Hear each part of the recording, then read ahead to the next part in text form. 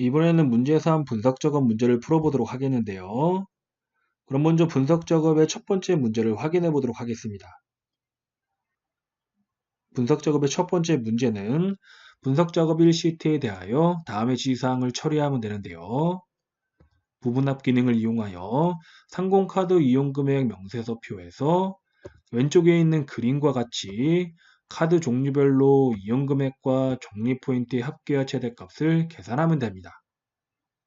그리고 정렬은 카드 종류를 기준으로 오름차순으로 처리를 하면 되고, 합계 부분합과 최대값 부분합은 위에 명시된 순서대로 작성을 하면 됩니다. 그럼 이번 문제에서 만들 부분합의 작성 순서를 한번 살펴보도록 하겠습니다. 부분합을 작성하기 전에는 반드시 정렬을 지정해 줘야 되는데요. 이 문제에서 정렬은 카드 종류를 기준으로 오름차순으로 지정을 해주면 됩니다. 정렬을 지정한 다음에 부분합을 작성하면 되는데요. 자, 이 문제에서 첫 번째 부분합은 카드 종류별로 이용금액과 적립포인트 합계를 계산해주면 됩니다. 자, 근데 참고로 부분합에서 합계는요, 요약으로 표시가 됩니다. 최대값이나 최소값, 평균 같은 것들은 각각 자기 이름 그대로 표시가 되는데요. 자, 유일하게 합계만 요약으로 표시가 된다는 거 참고로 알아두세요. 첫 번째 부분합을 작성한 다음 바로 두 번째 부분합을 작성하면 되는데요. 자, 두 번째 부분합은 역시 카드 종류별로 이용금액과 적립포인트에 이번에는 최대값을 계산해 주면 됩니다. 자, 그럼 이 순서대로 엑셀의 워크시트에서 부분합을 작성해 보도록 하겠습니다. 앞에서도 말씀을 드렸지만 부분합을 작성하기 전에는 반드시 정렬을 지정해 줘야 됩니다. 정렬을 지정하기 위해서 데이터 영역의 이메일 셀을 선택을 하고 정렬 메뉴는 데이터 탭에 있습니다. 그래서 위쪽에 있는 데이터 탭을 클릭한 다음 정렬 및 필터에 있는 정렬 아이콘을 클릭을 합니다. 그럼 정렬 대화 상자가 나타나는데요. 이 문제에서 정렬은 카드 종류를 기준으로 오름차순으로 지정을 해주면 됩니다. 그래서 먼저 정렬 기준 안에서 카드 종류를 찾아서 선택을 하고 다음으로 정렬을 오름차순으로 지정해주면 되는데요. 자, 정렬 값은 기본적으로 오름차순이 지정되었기 때문에 정렬 기준만 카드 종류로 변경한 다음 확인을 클릭을 해줍니다. 지금 보는 것처럼 카드 종류를 기준으로 오름차순으로 정렬된 것을 확인할 수 있는데요. 정렬을 지정했기 때문에 지금부터 부분합을 작성해 보도록 하겠습니다. 먼저 데이터 영역의 이메일 셀을 선택을 하고 자, 부분합 메뉴 역시 데이터 탭에 있습니다. 그래서 데이터 탭의 가장 오른쪽 끝에 있는 부분합 아이콘을 클릭을 합니다. 그럼 부분합 대화 상자가 나타나는데요. 자, 첫 번째 부분합은 카드 종류별로 이용금액과 적립포인트의 합계를 계산하면 됩니다. 그래서 그룹할 항목에서는 카드 종류를 찾아서 선택을 하고 사용할 함수에서는 합계를 찾아서 선택을 합니다. 그리고 부분합 계산 항목에서는 이용금액과 적립포인트는 선택을 하고 결제일은 해제한 다음 확인을 클릭합니다. 그럼 지금 보는 것처럼 카드 종류별로 이용금액과 적립포인트 합계가 계산된 것을 확인할 수 있습니다. 그런데 아래쪽을 보면은요, 자, 샵으로 표시된 셀들이 있는데요. 자, 샵으로 표시된 이유는요, 지금 현재 이 셀에 입력되어 있는 값의 너비가 이 시열의 너비보다 길기 때문에 샵으로 표시가 된 것입니다. 자, 이렇게 샵으로 표시가 되어 있어도 첫 점에서는 아무런 영향을 미치지가 않습니다. 그래서 그냥 둬도 되고요. 이게 그냥 두는 게 좀 신경 쓰이는 분들은요. 자, 시열의 너비를 넓혀주면 되는데요. 자, 방법은 시열의 열 머리글을 선택한 다음 자, 오른쪽 경계선을 더블 클릭해 줍니다.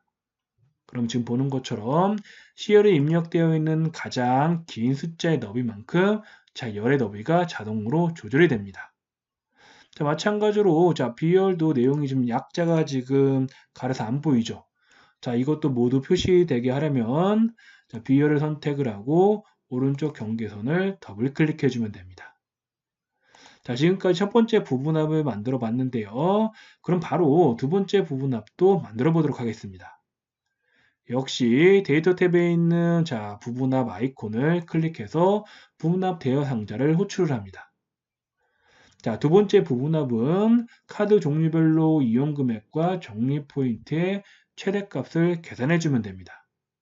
그래서 그룹할 항목은 카드 종류로 그대로 두고 사용할 함수를 이번에는 최대값으로 선택을 합니다. 그리고 부분합 계산 항목에서는 이용 금액과 적립 포인트가 얼마로 선택되어 있는지 확인한 다음에 바로 확인을 클릭하면 안 되고요. 반드시 두 번째 부분합 대화 상자에서는 새로운 값으로의 대치를 해제를 해줘야 됩니다. 만약에 새로운 값으로의 대치를 해제하지 않고 확인을 한번 클릭해 볼게요. 그러면은 먼저 작성한 합계 부분합이 사라지고 최대값 부분합만 표시가 됩니다. 그렇기 때문에 반드시 두 번째 부분합 대화 상자에서는 새로운 값으로 대치를 해제를 해줘야 됩니다. 이렇게 됐을 경우에는요, 다시 부분합 대화 상자를 호출한 다음에 모두 제거를 클릭해서 부분합을 모두 삭제를 합니다. 그리고 처음부터 다시 합계 부분합을 작성한 다음 최대값 부분합을 작성해 주면 되는데요. 부분합을 클릭한 다음에 처음엔 합계죠. 사용할 함수를 합계로 선택을 하고 확인을 클릭합니다. 그리고 다시 부분합 대화 상자를 호출한 다음에 이번에는 최대값으로 선택을 하고 반드시 두 번째 부분합 대화 상자에서는 새로운 값으로 대치를 해제한 다음에 확인을 클릭해 줍니다. 그래야 지금 보는 것처럼 카드 종류별로 이용 금액과 적립 포인트의 이 최대값이 합계값 위에 표시된 것을 확인할 수 있습니다.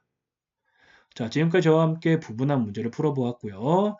다음으로는 분석 작업의 두 번째 문제를 확인해 보도록 하겠습니다. 분석 작업의 두 번째 문제는 분석 작업 ECT에 대하여 다음의 지시사항을 처리하면 되는데요. 목표가 찾기 기능을 이용하여 3월 급여 명세서표에서 실질 금액이 400만 원이 되려면 수당이 얼마가 되어야 하는지 계산하면 됩니다. 목표가 찾기 기능 하면은 세 가지만 기억해 두면 되는데요. 첫 번째는 수칙셀입니다. 이 수칙셀에는 결과값이 출력되는 셀의 주소를 지정해 주면 되는데요.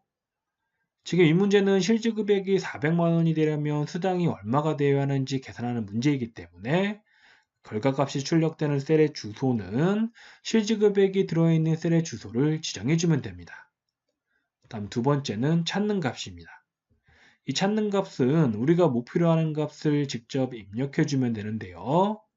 지금 이 문제에서 목표로 하고 있는 값은 400만 원입니다. 그래서 찾는 값에는 400만 원을 직접 입력해 주면 됩니다. 마지막 세 번째는 값을 바꿀 셀인데요. 이 값을 바꿀 셀은 우리가 목표로 하는 값을 만들기 위해서 변경할 값이 들어있는 셀의 주소를 지정해 주면 됩니다. 지금 목표로 하고 있는 값은 400만 원이죠. 이 400만 원을 만들기 위해서 변경할 값은 수당입니다. 그래서 값을 바꿀 셀에는 수당이 들어있는 셀의 주소를 지정해 주면 됩니다. 그럼 지금부터 저와 함께 목표값 찾기 기능을 직접 엑셀에서 작성해 보도록 하겠습니다.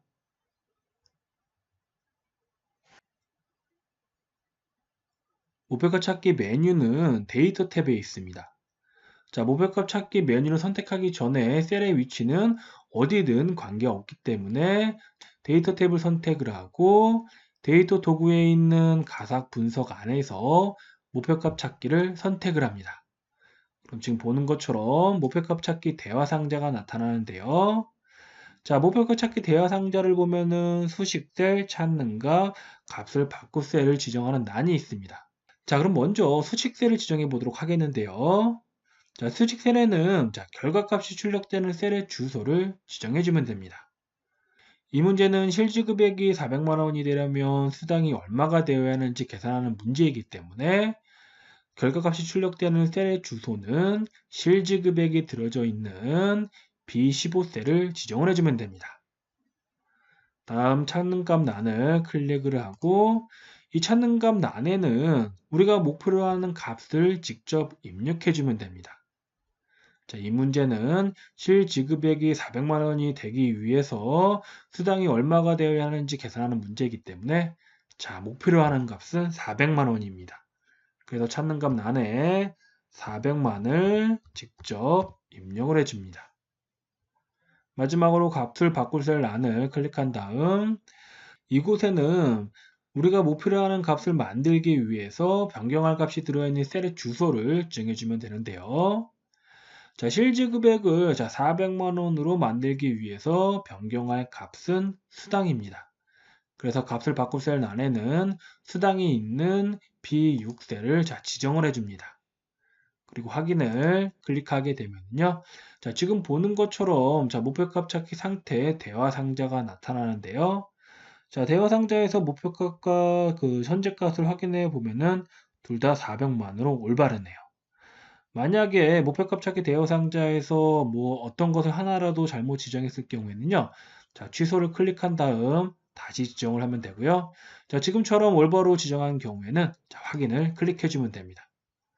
그래서 B15셀에 있는 실지급액란을 보면은 실지급액란에는 400만 원이 입력되어져 있고 이 400만 원을 만들기 위해서 수당은 76만 7,500원으로 변경된 것을 확인할 수 있습니다. 지금까지 저와 함께 분석 작업 문제를 풀어보았습니다.